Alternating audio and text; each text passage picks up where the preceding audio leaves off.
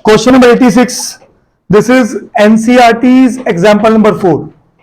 Till now we have done two topics. First topic was basically area of sector and second topic was area of segment. So from now onwards we all have these practical questions like this figure I've already created before starting of the question, in which we need to think whether area of circle is required, area of sector is required, area of segment is required. That is totally dependent upon the requirement of the question. तो अब हमारा दिमाग use होगा कि हमने किसको use करना है, क्या यूज करना है. अंडरस्टैंडेबल. अब क्वेश्चन को समझिएगा. In this figure two circular flower beds have been shown on two sides of a square lawn ABCD of side 56. क्या ये ABCD एक स्क्वायर लॉन दिख रहा है? इसके साइड पे वो कह रहा है टू सर्कुलर फ्लावर बेड्स. कौन से फ्लावर बेड्स है? टेक्निकली देखो ये है. यस और नो? ओके. अब आपको ये सर्कुलर थोड़ा है. सुनना मेरी बात ध्यान से, सुनना मेरी बात ध्यान से. अगर मैं इस O पॉइंट को सेंटर ऑफ सर्कल लूं और इसको रेडियस लूं तो ये एक आर्क घुमा रहा है, ये एक आर्क ऐसे भी घुमाएगा. तो हमें उस सर्कल का कुछ हिस्सा दे रखा है. टू बी मोर प्रिसाइज एक सेगमेंट दे रखी है, एक सेगमेंट दे रखी है. यस और नो? जस्टिफाई करते हो इस पॉइंट को बच्चा? Please understand.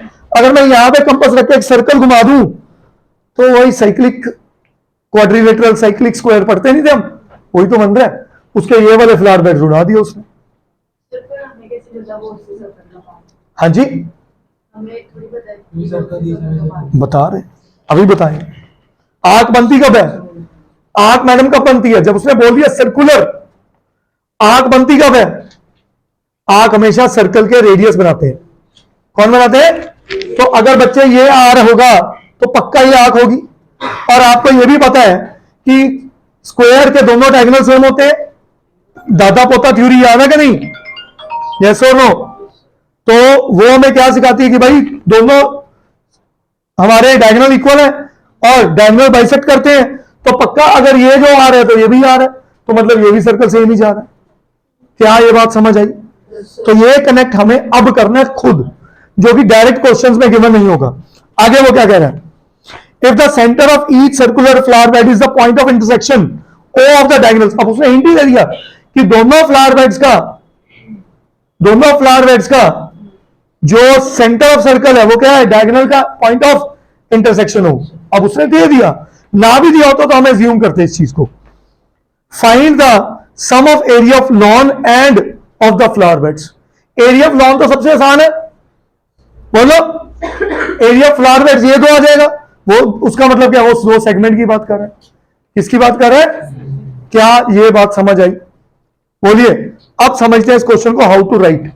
सबसे पहला काम, this is question number 86. Question number 86 और ये एनसीईआरटी की बेटा है एग्जांपल नंबर 4. और इसके बाद जितने क्वेश्चन है ना 86 से लेके आपकी शीट में बेटा 147 तक सारे double star category.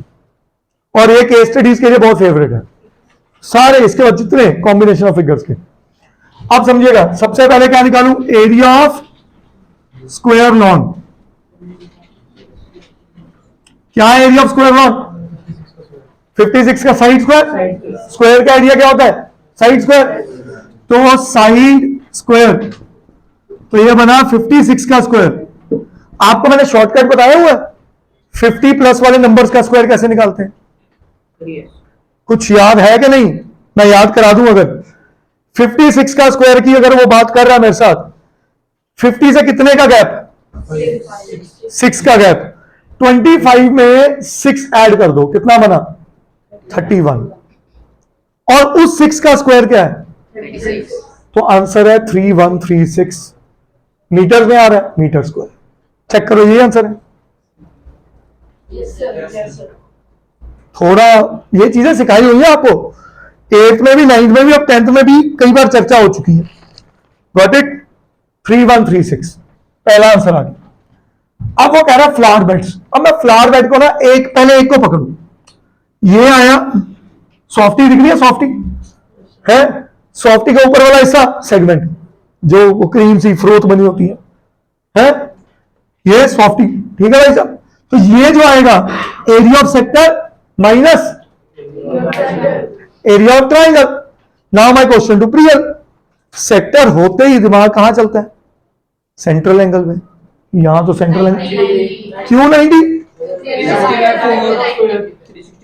Diagonals of भाई साहब सिर्फ स्क्वायर और रोम्बस, दो फिगर्स में याद रखना है।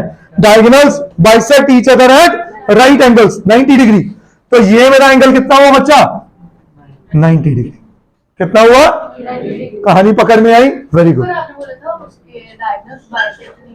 किस करते? पैरेललोग्राम, रेक्टेंगल, स्क्वायर और रोम्बस चारों के डायगोनल बाइसेक्ट करते हैं, एंगल बाइसेक्ट नहीं होते। वो कहां होगा बताएंगे उसके बारे में। आइएगा अब इसको नामकरण दे दे, इसको नाम पी दे दूं बच्चा। एरिया ऑफ सेगमेंट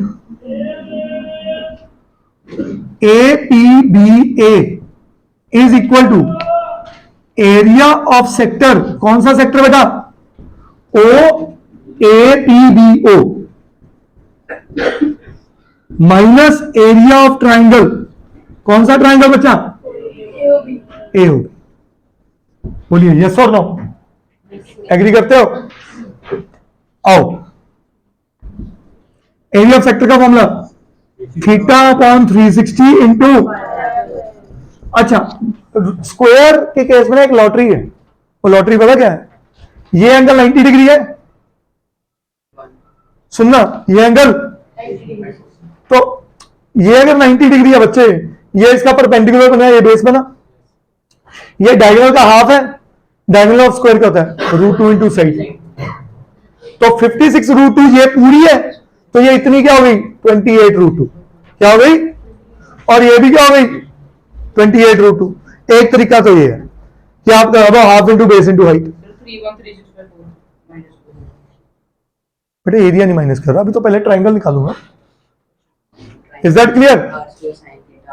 आओ जी, अगला फॉर्मूला ये r square sine theta by 2 cos theta by 2, r square sine theta by 2 cos, और किसी के स्कूल में जो कह रहे हो कि इसकी जगह लिखाया है r square half r square sine theta, हम वो भी कर सकते हैं। साइन 90 मुझे पता वन होता है, साइन 90 क्या होता है? क्या ये बात समझ आई? यस और नो? तो बेटर है मैं क्या लगा दूं? ये लगा दूं इस पर, ठीक है। तो मैं यहां पे क्या लगा रहा हूं?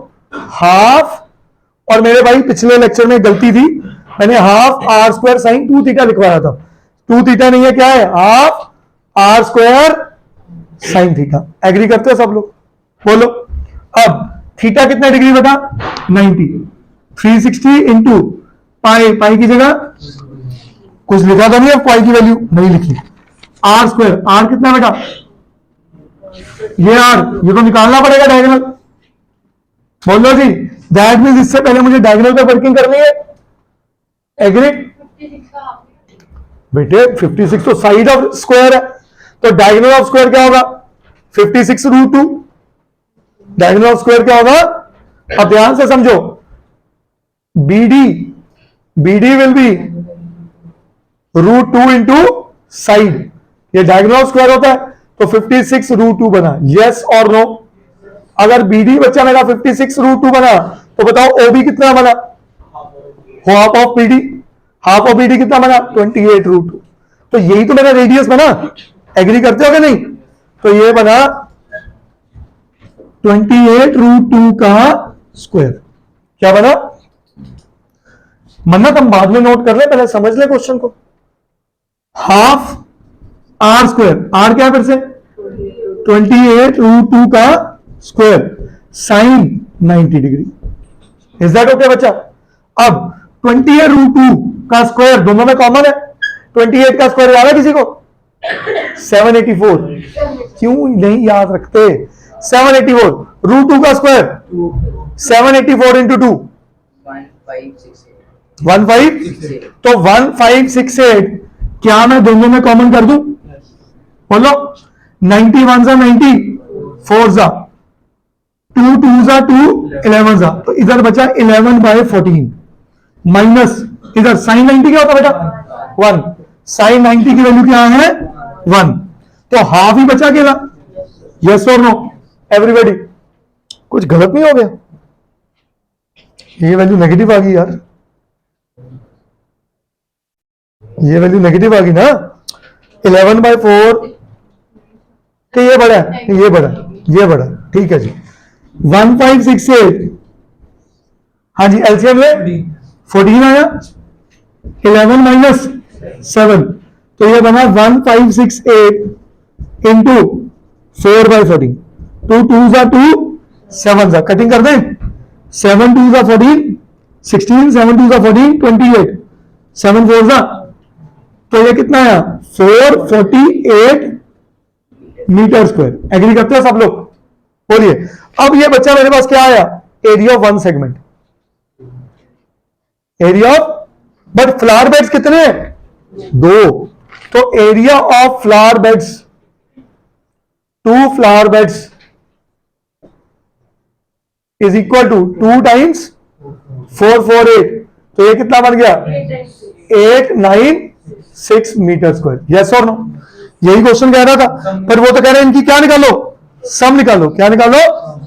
ठीक है, तो सम पहले की कितनी थी 3136 और इसकी क्या है 896, 6 6 12, 9 3 12 और 1 13, 8 1 9 1 10 और 4032 मीटर स्क्वायर।